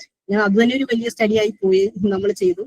പക്ഷെ ഇപ്പോൾ നമ്മൾ ചെയ്യുന്ന സ്റ്റഡിയിൽ അത് ചെയ്തു വരുന്നതേ ഉള്ളൂ, തുടങ്ങുന്നതേ ഉള്ളൂ. അതിനകത്ത് നമ്മൾ ചെയ്ത് തുടങ്ങിയിട്ടുണ്ട്. പക്ഷെ അതൊരു ഡീറ്റെയിൽഡ് ആയിട്ട് റിപ്പോർട്ടിലേക്ക് വന്നിട്ടില്ല. ഓക്കെ, ഒരു കാര്യം കൂടെ, ഇപ്പൊ ഈ പ്ലാസ്റ്റിക്സിൽ അറ്റാച്ച് ചെയ്യുന്ന ബാക്ടീരിയ അത് ഞാൻ മനസ്സിലാക്കുന്നത് 2 രീതിയിലും, അതായത് പാത്തോജൻസ് ആയിട്ട് അസുഖങ്ങൾ ഉണ്ടാക്കാവുന്ന ആൾക്കാരും അതിന്റെ കൂടെ തന്നെ ഈ പ്ലാസ്റ്റിക്സിനെ ഡീഗ്രേഡ് ചെയ്യാൻ കപ്പാസിറ്റി ഉള്ളവരും ഉണ്ട്. അപ്പൊ അങ്ങനത്തെ ഈ സ്റ്റഡീസിൽ ശ്രുതി ചെയ്തതിൽ എന്തെങ്കിലും ആ ഒരു ഡിഫറൻസ് ഏതാണ് കൂടുതൽ ഡോമിനേറ്റ് ചെയ്യുന്ന, അങ്ങനെ എന്തെങ്കിലും കണ്ടെത്താൻ കഴിഞ്ഞിട്ടുണ്ട്? എന്റെ PhD എന്ന് പറയുന്നത് ശരിക്കും പ്ലാസ്റ്റിക് ഡീഗ്രേഡേഷൻ ആയിരുന്നു. മൈക്രോബ്സ് ഉപയോഗിച്ചിട്ടുള്ള ഡീഗ്രേഡേഷൻ ആയിരുന്നു. അപ്പം ആ സമയത്താണ് ഇത് ഡീഗ്രേഡ് ചെയ്താൽ പ്ലാസ്റ്റിക്കിന് എന്ത് സംഭവിക്കും എന്നുള്ള ഒരു ചോദ്യത്തിൽ നിന്നാണ് ഈ ടോപ്പിക്കിലേക്ക് ഞാൻ എത്തുന്നത്. അപ്പം ആ സമയത്ത് നമ്മൾ ആദ്യം ചെയ്തത് ഈ ലാൻഡ് ഫില്ലിലെയൊക്കെ അതുപോലെ തന്നെ മാംഗ്രൂവ്സിലെയൊക്കെ പ്ലാസ്റ്റിക് വേസ്റ്റ് എടുത്ത് അതിലുള്ള മൈക്രോബ്സിനെ ഐസൊലേറ്റ് ചെയ്തിരുന്നു. അപ്പൊ അതിനകത്ത് നമുക്ക് ആ ടൈമിൽ കിട്ടിയത് വളരെ കുറവ് പെർസെന്റേജ് ആണ് പ്ലാസ്റ്റിക് ഡീഗ്രേഡിങ് കപ്പാസിറ്റി ഉള്ള ബാക്ടീരിയകളെ കിട്ടിയിരുന്നത്. പക്ഷെ ഇപ്പൊ നിലവിൽ ഞാൻ അതുപോലെ തന്നെ ഒരു കണ്ടിന്യൂവേഷൻ ആണ് പോസ്റ്റ് ഡോക്കിലും ചെയ്യുന്നത്. സോ ഇപ്പൊ നമ്മൾ ചെയ്യുമ്പം അന്നുണ്ടായിരുന്നതിന്റെ പെർസെന്റേജ് എന്ന് പറയുന്നത് വളരെ 5% ഒക്കെ ആയിരുന്നു പെർസെന്റേജ് എങ്കിൽ ഇപ്പൊ അത് ഒരു 13% ഒക്കെ ആയിട്ട് ഉയർന്നിട്ടുണ്ട്. സോ എനിക്ക് തോന്നുന്നത് ഡിഫറൻസ്, അതായത് ബാക്കിയുള്ള ഓർഗാൻസ് ആയിട്ട് കമ്പയർ ചെയ്യുമ്പോൾ പ്ലാസ്റ്റിക് ഡീഗ്രേഡിങ് കപ്പാസിറ്റി ഉള്ളത് ഓരോ വർഷവും കൂടിക്കൂടി വരുന്നതായിട്ട് തോന്നിയിട്ടുണ്ട്. Okay, thank you so much. ഇവിടെ എനിക്ക് ഒരു കാര്യം കൂടി ആഡ് ചെയ്യാനുണ്ട്. ശ്രുതി അന്റാർട്ടിക്കയെ പറ്റിയും ആർട്ടിക്കിനെ പറ്റിയും പറഞ്ഞു. അപ്പോൾ ആർട്ടിക്കിലെ വർക്കും അന്റാർട്ടിക്കയിലെ വർക്കും മൈക്രോ പ്ലാസ്റ്റിക്സിന്റെ ഇനിഷ്യലി സ്റ്റാർട്ട് ചെയ്തത് ശ്രുതിയും ശ്രുതിയുടെ ഗൈഡും രാമസ്വാമി സാറും ഒക്കെ ഉള്ള ഗ്രൂപ്പാണ് ആദ്യമായിട്ട് അത് സ്റ്റാർട്ട് ചെയ്തത്. ആൻഡ് അത് ബേസ് ചെയ്തിട്ട് ഇപ്പോൾ വർക്കുകൾ ഞാനും ഈ വർഷം അന്റാർട്ടിക്കയിൽ നിന്ന് മൈക്രോ പ്ലാസ്റ്റിക്സിന്റെ ഇതിനു വേണ്ടി സാമ്പിൾസ് അതിൽ വർക്ക് സ്റ്റാർട്ട് ചെയ്തിട്ടുണ്ട്. ഹോപ്പ്ഫുള്ളി നല്ല റിസൾട്ട് നിങ്ങളുടെ വർക്കിന്റെ അതിനോട് കണ്ടിന്യൂവേഷൻ ആയിട്ടുള്ള റിസൾട്ട് നമുക്കും പ്രൊഡ്യൂസ് ചെയ്യാൻ പറ്റും എന്ന് വിചാരിക്കുന്നു. Thank you. Thank you. So Soumya Krishnankutty ചോദിച്ചിട്ടുണ്ട്, how can we detect microplastic from river water? What are the different methods to detect? River വാട്ടറിൽ പലതരത്തിലാണ് നമ്മൾ മൈക്രോപ്ലാസ്റ്റിക് ഡിറ്റക്ട് ചെയ്യുന്നത്. മുൻപ് നമ്മൾ ചെയ്തുകൊണ്ടിരുന്നത് അത് റിവറിന്റെ സൈസ് അനുസരിച്ചിട്ടിരിക്കും. ഇപ്പം നെറ്റുകൾ നമുക്ക് അവൈലബിൾ ആണ് പലതരത്തിലുള്ള. ഇപ്പം മൈക്രോപ്ലാസ്റ്റിക്കിന് വേണ്ടിയിട്ടുള്ള നെറ്റുകൾ അവൈലബിൾ ആണ്. അത് നമ്മൾ ട്രോൾ ചെയ്ത് നമുക്ക് മൈക്രോപ്ലാസ്റ്റിക്കിനെ ഐസൊലേറ്റ് ചെയ്യാം. അവിടെ നമുക്ക് കിലോമീറ്ററിൽ എത്ര മൈക്രോപ്ലാസ്റ്റിക് പാർട്ടിക്കിൾസ് ഉണ്ട് അങ്ങനെയുള്ള തരത്തിലുള്ള ഒരു ഡേറ്റ നമുക്ക് കിട്ടും. അതുപോലെ തന്നെ നമുക്ക് സാമ്പിൾ വോളിയം ആയിട്ട് കളക്ട് ചെയ്യാം. പല സാമ്പിൾ വോളിസ്, അതായത് ഇപ്പം റിവറിന്റെ ഇതനുസരിച്ചിട്ടിരിക്കും. ഹൈലി കണ്ടാമിനേറ്റഡ് ആയിട്ടുള്ള ഒരു മൈക്രോപ്ലാസ്റ്റിക് ആണെങ്കിൽ ഒരു പെർ ലിറ്ററിൽ മിനിമം 25 പാർട്ടിക്കിൾസ് എങ്കിലും കിട്ടത്തക്ക രീതിയിലുള്ള സാമ്പിൾ നമ്മൾ കളക്ട് ചെയ്യണം.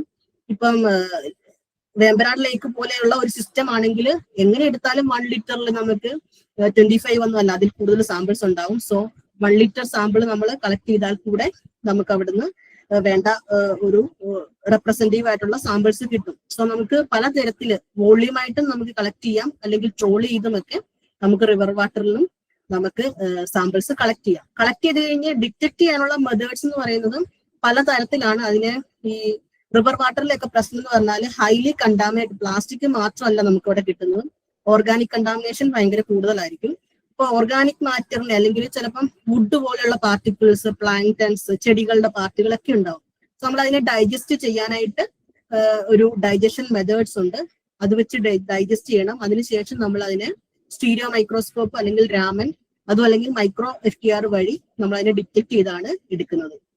അതൊരു കുറച്ച് വലിയൊരു പ്രോസസ്സാണ്. നമ്മൾ ഉദ്ദേശിക്കുന്ന പോലെ മൈക്രോപ്ലാസ്റ്റിക്കിനെ ഡയറക്റ്റ് എടുത്തിട്ടല്ല അനാലിസിസ് ചെയ്യുന്നത്. എന്നാൽ ഗ്രൗണ്ട് വാട്ടറിന്റെ ഒക്കെ ഒരു ഇഷ്യൂസ് സാമ്പിളിന്റെ രീതിയിലേക്ക് വന്നാൽ നമുക്ക് അവിടെ ചിലപ്പം ഈ പറയുന്ന ഡൈജഷൻ ഒഴിവാക്കാൻ സാധിക്കും. ഡയറക്റ്റ് ഫിൽറ്റർ ചെയ്ത് നമുക്കതിനെ സ്റ്റീരിയോ മൈക്രോസ്കോപ്പ് പോലെയുള്ള ഇത് ഉപയോഗിച്ച് നമുക്ക് ഐഡന്റിഫൈ ചെയ്യാം. അതിനുശേഷം ഏത് ടൈപ്പ് ആണെന്ന് അറിയാനായിട്ട് നമ്മൾ രാമൻ അല്ലെങ്കിൽ മൈക്രോ FTR യൂസ് ചെയ്യാൻ സാധിക്കും. അതിനുശേഷം നമുക്ക് അതിനെ ഏതെങ്കിലും ലൈബ്രറി യൂസ് ചെയ്ത് ടൈപ്പുകൾ ഐഡന്റിഫൈ ചെയ്യാനായിട്ട് പറ്റുന്നതാണ്. ഹായ് ശ്രുതി, ഞാൻ അരുണാണ്. ഞാൻ ന്യൂയോർക്കിൽ നിന്നാണ്. ഞാൻ ചോദിക്കാൻ ഉദ്ദേശിക്കുന്ന ചോദ്യം ഇതൊരു ലീഗൽ ആസ്പെക്റ്റിലുള്ള ഇതാണ്. ഇപ്പൊ നമുക്ക് നേരത്തെ പറഞ്ഞ ഈ കോസ്മെറ്റിക്സിലൊക്കെ യൂസ് ചെയ്യുന്ന മൈക്രോപ്ലാസ്റ്റിക്സിനെ പറ്റി പറഞ്ഞിരുന്നു. അപ്പോൾ നമുക്കിപ്പോ ഇവിടെ US മൈക്രോബീഡ് ഫ്രീ വാട്ടർ ആക്ട് 2015 ആണ് അതാണ് ഇവിടെ ഇത്തരത്തിലുള്ളതിനെല്ലാം ബാൻ ചെയ്യുന്നത്. അതേപോലെ നമ്മുടെ ഇന്ത്യയിൽ അത്തരത്തിലുള്ള നിയമങ്ങൾ നിലവിൽ ഏതെങ്കിലും വന്നിട്ടുണ്ടോ മൈക്രോ പ്ലാസ്റ്റിക്കുമായി ബന്ധപ്പെട്ടിട്ട്?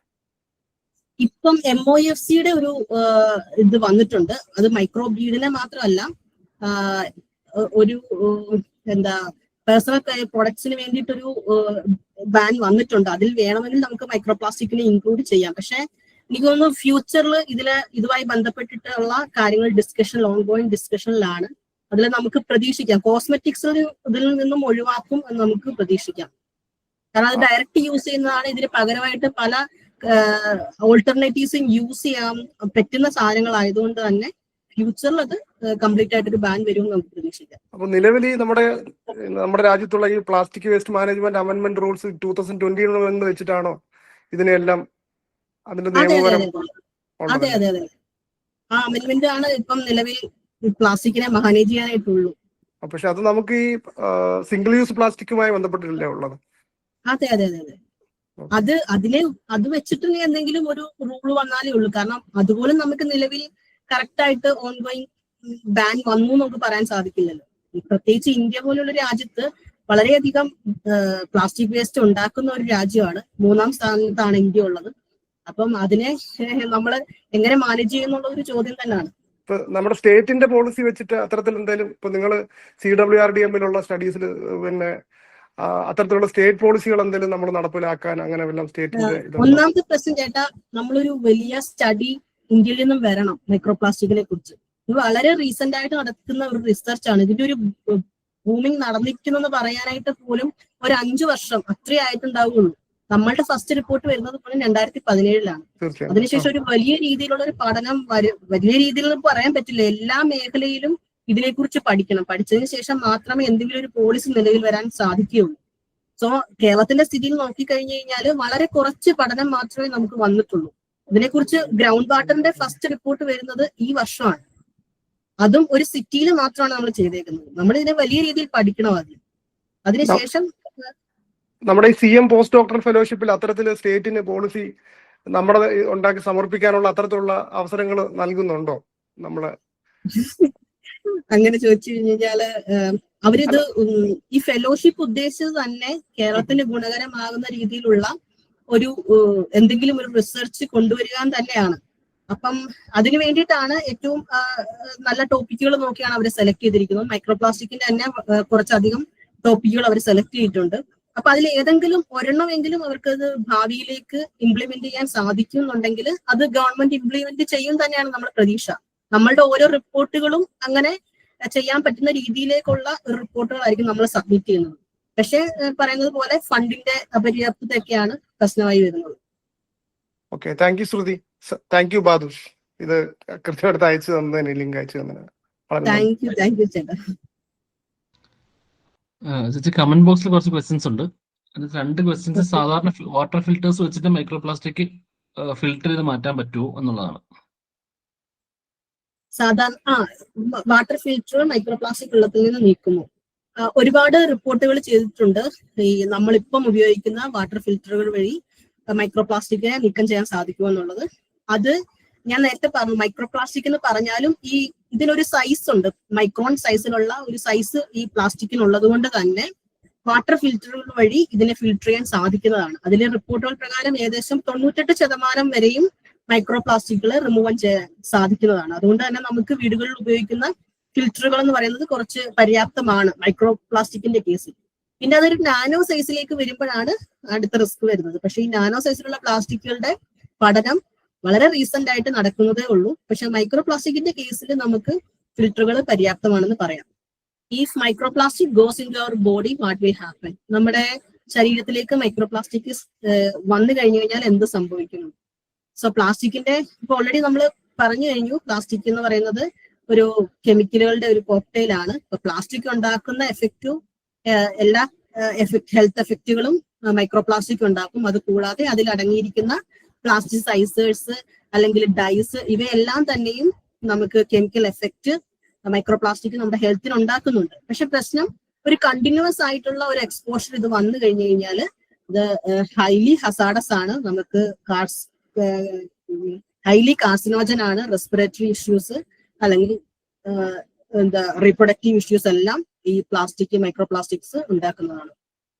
സോ ഇതിന്റെ ഒരു വലിയ രീതിയിലുള്ള പഠനം ഇപ്പോഴും ഓൺഗോയിങ് ആണ്. നമുക്ക് റീസെന്റ് ആയിട്ട് ഇതിന്റെ റിസൾട്ടുകൾ കിട്ടും നമുക്ക് പ്രതീക്ഷിക്കാം. റിമൂവ് ചെയ്യുമോ എന്ന് ചോദിക്കുന്നുണ്ട്. UV വാട്ടർ ഫിൽറ്റേഴ്സ് മുഴുവനായും റിമൂവ് ചെയ്യുന്നുള്ള റിപ്പോർട്ടില്ല. 100% റിമൂവൽ എന്നൊരു റിപ്പോർട്ട് ഇതുവരെയും നമ്മൾ വായിച്ചില്ല. അതിനകത്തൊരു നല്ലൊരു ശതമാനവും റിമൂവ് ചെയ്യുന്നുണ്ട്. നമുക്കൊരു മുഴുവൻ എന്ന് പറഞ്ഞാൽ ഏറ്റവും വലിയ പ്രശ്നം ഈ 1 മൈക്രോൺ സൈസ് വരെയാണ് മൈക്രോപ്ലാസ്റ്റിക്കിന്റെ സൈസ് വരുന്നത്. ഓരോ പഠനങ്ങളും പല രീതിയിലാണ് പഠനങ്ങൾ നടക്കുന്നത്. ചിലര് ഒരു 30 മൈക്രോൺ വരെ പഠിക്കും, ചിലര് 100 മൈക്രോൺ വരെ ആയിരിക്കും പഠിക്കുന്നത്. അപ്പൊ അതനുസരിച്ച് റിപ്പോർട്ടുകളിൽ വ്യത്യാസം വരും. അപ്പൊ കംപ്ലീറ്റ് ആയിട്ടുള്ള റിമൂവൽ നടക്കുമോ എന്ന് ചോദിച്ചാൽ നമുക്ക് വിശ്വസിക്കാൻ പറ്റുന്ന രീതിയിലുള്ള ഒരു റിമൂവൽ ഈ ഫിൽറ്റേഴ്സ് ചെയ്യുന്നുണ്ട്. അതുകൊണ്ടാണ് ഗ്രൗണ്ട് വാട്ടറിന്റെ കേസിൽ നമ്മുടെ ഡയറക്റ്റ് ആയിട്ട് കിണറ്റിൽ നിന്ന് വെള്ളം എടുത്ത് ഉപയോഗിക്കുമ്പോൾ ഉള്ള റിസ്ക് കുറച്ച് കൂടുതലാണ്. അവിടെ ഫിൽറ്ററുകൾ ഉപയോഗിച്ച് കഴിഞ്ഞു കഴിഞ്ഞാൽ നമുക്ക് ആ റിസ്ക് കുറയ്ക്കാമെന്ന് പറഞ്ഞത് അതുകൊണ്ടാണ്. മാഡം, ഞാൻ സൗമ്യയാണ്. കുറച്ച് നേരത്തെ ഡൗട്ട് ചോദിച്ചായിരുന്നു. അപ്പൊ നമ്മുടെ അവിടെ ഈ FTIR-ഉം ഈ റാമൻ സ്പെക്ട്രോസ്കോപ്പി അനാലിസിസ് ഒക്കെ നമുക്ക് ഇവിടെ കേരളത്തിൽ തന്നെ അവൈലബിൾ ആണോ? ഇതൊക്കെ ടെസ്റ്റ് ചെയ്യാനുള്ള സൗമ്യ റിസർച്ച് ചെയ്യുവാണോ? റിസർച്ച് ചെയ്യാൻ ഇതിലാണ് റിസർച്ച് ചെയ്യാൻ നോക്കുന്നത്. ഓക്കെ, നമുക്ക് അവൈലബിൾ ആണ്. രാമൻ പല ഇൻസ്റ്റിറ്റ്യൂട്ടുകളിലും അവൈലബിൾ ആണ്. പെൻസ് യൂണിവേഴ്സിറ്റിയിൽ അതിന്റെ കൺസൾട്ടൻസികൾ ചെയ്തു കൊടുക്കുന്നുണ്ട്. ഇവിടെ Okay. അവൈലബിൾ ആണ്. NIT കാലിക്കറ്റിൽ അവൈലബിൾ ആണ്. അങ്ങനെ രാമൻ നമുക്ക് ഇപ്പൊ പല സ്ഥലങ്ങളിലും അവൈലബിൾ ആണ്. ഇപ്പൊ റീസെന്റ് ആയിട്ട് മൈക്രോ FTRഉം യൂണിവേഴ്സിറ്റിയിൽ ഇൻസ്റ്റാൾ ചെയ്തിട്ടുണ്ട്. ഇതിലെ നമ്മുടെ ഈ കെമിക്കൽ കോമ്പോസിഷൻ അറിയാനായിട്ട് ഈ pyrolysis gas chromatography, mass chromatography, അതായത് PYGCMS പറഞ്ഞിട്ടുള്ള ഒരു ടെസ്റ്റ് ഉണ്ടല്ലോ, അത് നമുക്ക് നമ്മുടെ ഇവിടെ അവൈലബിൾ ആണോ? അത് കൂടുതൽ നോക്കുമ്പോൾ അത് പുറത്താണ് കാണുന്നത്. നമ്മൾ ഇത് ഞാൻ കണ്ടിട്ടുള്ള റിപ്പോർട്ടുകളിൽ പൈറോജീസി വെച്ചിട്ട് കേരളത്തിൽ നിന്ന് റിപ്പോർട്ടുകൾ കണ്ടിട്ടില്ല. കൂടുതലും രാമൻ തന്നെയാണ് ചെയ്യാറ്. അപ്പം അവൈലബിൾ ആണെന്നുണ്ടെങ്കിൽ നമുക്ക് തീർച്ചയായും ചെയ്യാൻ സാധിക്കും. നമുക്ക് ക്വാണ്ടിഫൈ ചെയ്യാം ഓരോ ടൈപ്പ് പ്ലാസ്റ്റിക്കും എത്രത്തോളം ഉണ്ടെന്നൊക്കെ നമുക്ക് പൈറോജീസി വെച്ച് നമുക്ക് ക്വാണ്ടിഫൈ ചെയ്യാൻ സാധിക്കും. ഓക്കെ ഓക്കെ, നമുക്കത് എണ്ണം എടുക്കാനായിട്ട് നമുക്ക് രാമനിൽ സാധിക്കും. Okay okay. കെമിക്കൽ കോമ്പോസിഷൻ മാത്രമാണ് മറ്റതില് വരുന്നത് അല്ലേ? അല്ല, രാമനില് രണ്ടിലും സാധിക്കും. രാമനിൽ സാധിക്കും. മറ്റേതിനകത്ത് നമുക്ക് ക്വാണ്ടിഫൈ ചെയ്ത് എത്രത്തോളം ഉണ്ട് എമൗണ്ട് എന്ന് കൂടി നമുക്ക് അറിയാൻ സാധിക്കും. Okay, thank you ma'am. അപ്പോൾ വെള്ളം ചൂടാക്കി മാത്രം കുടിക്കുക എന്നതൊരു പരിഹാരമല്ല അല്ലേ? മൈക്രോപ്ലാസ്റ്റിക്കിന്റെ കേസിൽ റിസ്ക് കൂടുകയല്ലേ? വെള്ളം ചൂടാക്കുന്ന സമയത്ത് ഹീറ്റ് പ്ലാസ്റ്റിക്കിലേക്ക് വരുമ്പോൾ ഉണ്ടാകുന്ന എഫക്റ്റ് എല്ലാം വെള്ളത്തിലേക്ക് ഉണ്ടാവും. സോ അത് ചൂടാക്കി കുടിക്കുക എന്ന് പറയുന്നത് ഒരു പരിഹാരം അല്ല എന്ന് വേണേൽ പറയാം. നമ്മുടെ വെള്ളത്തിന്റെ കേസിൽ, മൈക്രോപ്ലാസ്റ്റിക്കിന്റെ കേസിൽ അത് ഫിൽറ്റർ ചെയ്ത് തന്നെ കുടിക്കണം. എന്റെ പേര് അനൂപെന്നാണ്. ഞാൻ കാര്യവട്ടം ക്യാമ്പസിൽ റിസർച്ചറാണ്. കേട്ടോ, ഞാൻ നമ്മുടെ മാംഗ്ലൂസിലുള്ള ക്രാഫ്റ്റിലാണ് ഞാൻ റിസർച്ച് ചെയ്യുന്നത്. അപ്പോൾ ഞണ്ടുകളുടെ മൈക്രോപ്ലാസ്റ്റിക് തന്നെയാണ്. അപ്പോൾ ഞാൻ പറഞ്ഞല്ലോ മാംഗ്ലൂസിൽ റിസർച്ച് ചെയ്തിട്ടുണ്ടെന്ന്. അപ്പോൾ സെഡിമെന്റിലായിരുന്നോ അനാലിസിസ് ചെയ്തത്? അതെ അതെ, സെഡിമെന്റിലാണ്.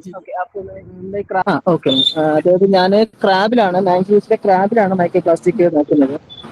അപ്പോൾ സെഡിമെന്റിൽ മാം ചെയ്തിട്ടുണ്ടല്ലോ. അപ്പോൾ ഇങ്ങനെ ക്രാബിൽ നമ്മൾ കൂടുതൽ എന്തൊക്കെയായിരിക്കും അതിലെ ബോഡിയിൽ ശ്രദ്ധിക്കേണ്ടത് പറയും? അതില് അനാലിസിസിൽ ശ്രദ്ധിക്കേണ്ടതെന്നാണോ ഉദ്ദേശിച്ചത്? അതെ അതെ. ഒന്നാമത് ടിഷ്യൂസിൽ ചെയ്യുന്നതും സെഡിമെന്റിൽ ചെയ്യുന്നതും രണ്ടും ഡിഫറെന്റ് ആണ്. എന്റെ കേസിൽ ഞാൻ ടിഷ്യൂസിൽ സാമ്പിൾ അനാലിസിസ് ചെയ്തിട്ടില്ല. പക്ഷെ എന്നാലും അതിനകത്തുള്ള ഡൈജഷൻ പാർട്ടിൽ ഭയങ്കര അധികം ശ്രദ്ധിക്കണം. ഒന്നാമത് ടിഷ്യൂ ഡൈജഷൻ എന്ന് പറയുന്നത് കുറച്ച് ഹാർഡാണ്. ഡൈജസ്റ്റ് ചെയ്ത് പ്ലാസ്റ്റിക്കിനെ ആക്കി മാറ്റുക എന്നുള്ളത്. ഇപ്പൊ ഓർഗാനിക് കോമ്പൗണ്ട്സ് പോലെയുള്ള വാട്ടറിലോ സെഡിമെന്റിലോ കോമ്പൗണ്ട്സ് ഡൈജസ്റ്റ് ചെയ്യുന്നത് പോലെ ഈസി അല്ല ടിഷ്യൂസ് ചെയ്യുമ്പോൾ കിട്ടുന്നത്. അതിനകത്ത് കണ്ടാമിനേഷൻ ചാൻസ് വളരെയധികം കൂടുതലായിരിക്കും. അതായത് നമുക്ക് ആക്യുറേറ്റ് ആയിട്ടുള്ള മൈക്രോപ്ലാസ്റ്റിക്കിന്റെ കൗണ്ട് കിട്ടുക എന്ന് പറയുന്നത് ഓർഗാൻസിൽ ചെയ്യുമ്പോൾ ഭയങ്കര ഡിഫിക്കൽട്ട് ആയിരിക്കും. സോ അതിനകത്ത് നമ്മൾ ഡൈജഷൻ കംപ്ലീറ്റ് ആവുക എന്നുള്ളതാണ് ഫസ്റ്റ് ശ്രദ്ധിക്കേണ്ടത്. പലപ്പോഴും നമ്മൾ ആ ടിഷ്യൂസ് തന്നെയായിരിക്കും മൈക്രോപ്ലാസ്റ്റിക് ആയിട്ട് നമ്മൾ ഐഡന്റിഫൈ ചെയ്യാൻ ചാൻസ്. ഡൈജഷൻ കംപ്ലീറ്റ് ആയിട്ട് ഡൈജഷൻ ചെയ്ത് കഴിഞ്ഞ് ഫിൽറ്റർ ചെയ്തെടുക്കുന്ന പ്ലാസ്റ്റിക്കിനെ നമ്മൾ സ്റ്റീരിയോ ചെയ്യുക അല്ലെങ്കിൽ രാമൻ ചെയ്യുകയാണല്ലോ ചെയ്യുന്നത്. അപ്പം സ്റ്റീരിയോ മാത്രം ചെയ്ത് കൗണ്ട് എടുക്കുന്നവരുണ്ടാവും. അതായത് രാമൻ ചെയ്യാതെ സ്റ്റീരിയോ മാത്രം എടുത്ത് റിപ്പോർട്ട് ചെയ്യുന്നവരുണ്ടാവും. അങ്ങനെയാണ് ഉദ്ദേശിക്കുന്നത്? അതോ രാമൻ ചെയ്യാനാണോ ഉദ്ദേശിക്കുന്നത്? രാമൻ ചെയ്യാനാണ്. അപ്പം അതിനകത്ത് നമ്മൾ ശ്രദ്ധിക്കേണ്ടത് സ്റ്റീരിയോയുടെ കൗണ്ട് രാമൻ ചെയ്യുന്നതുമായിട്ട് കൗണ്ടുമായിട്ട് കമ്പയർ ചെയ്യുക, രണ്ടും ഒരുപോലെ വരുന്നുണ്ടോ എന്നുള്ളത്. ഇത് റിപ്പോർട്ട് ചെയ്യുമ്പോൾ ഭയങ്കരമായിട്ടൊരു എറർ വരാനായിട്ട് സാധ്യതയുള്ള ഒരു ഇതാണ്. ഫസ്റ്റ് ഡൈജഷൻ കംപ്ലീറ്റ് ആവുക എന്നുള്ളതാണ് ടിഷ്യൂസിൽ ചെയ്യുമ്പോൾ നമ്മൾ ശ്രദ്ധിക്കേണ്ടത്.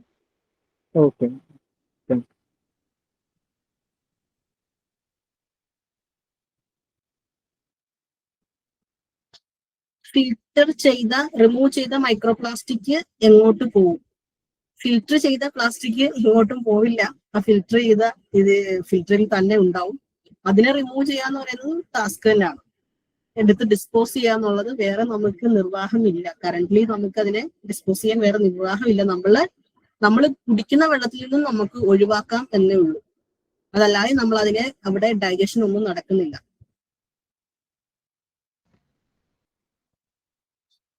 മൈക്രോപ്ലാസ്റ്റിക് തീർത്തും ഒഴിവാക്കാൻ സാധ്യമോ? പണ്ട് DDT ആണെങ്കിൽ ഇപ്പോൾ പ്ലാസ്റ്റിക് ആണ്. ഇതിന് പരിഹാരം എന്താണ്?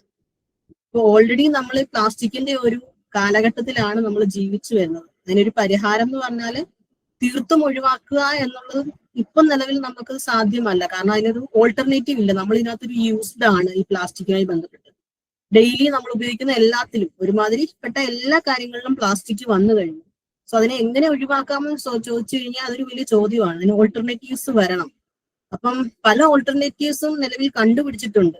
നേരത്തെ പറഞ്ഞ ബയോപ്ലാസ്റ്റിക്കുകൾ പോലെയുള്ള അല്ലെങ്കിൽ അതുപോലെ ഓൾട്ടർനേറ്റീവ്സ് നമ്മൾ പലതും കണ്ടുപിടിച്ചെങ്കിലും അതിന്റെ കോസ്റ്റ് കമ്പയർ ചെയ്യുമ്പം പ്ലാസ്റ്റിക്കായി നോക്കുമ്പോൾ ഭയങ്കര കൂടുതലാണ്. സോ അതിനെ നമുക്ക് തീർത്തും ഇപ്പൊ നിലവിൽ അത് ഒഴിവാക്കുക എന്നുള്ളത് സാധ്യമാണോ എന്ന് ചോദിച്ചൊരു ചോദ്യമാണ്. പക്ഷെ ഫ്യൂച്ചറിൽ അത് വരും. അതിനുള്ള റിസർച്ചുകൾ ഇപ്പൊ ഓൺഗോയിങ് ആണ്. നമുക്ക് ഉടനെ തന്നെ അതുപോലുള്ള ഓൾട്ടർനേറ്റീവ്സ് ലോ കോസ്റ്റിൽ അവൈലബിൾ ആകും എന്ന് നമുക്ക് പ്രതീക്ഷിക്കാം. ചോദ്യങ്ങൾ ചോദിച്ച എല്ലാവർക്കും താങ്ക് യു. നമുക്ക് ചെറിയൊരു സമയപരിമിതി ഉണ്ട്.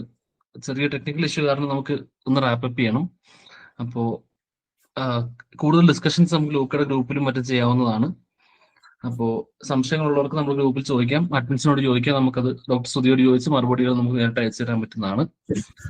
അപ്പോൾ സമയത്തിന്റെ ഒരു പരിമിതി കൊണ്ട് മാത്രം ഞാൻ പെട്ടെന്ന് കൺക്ലൂഡ് ചെയ്യുകയാണ്.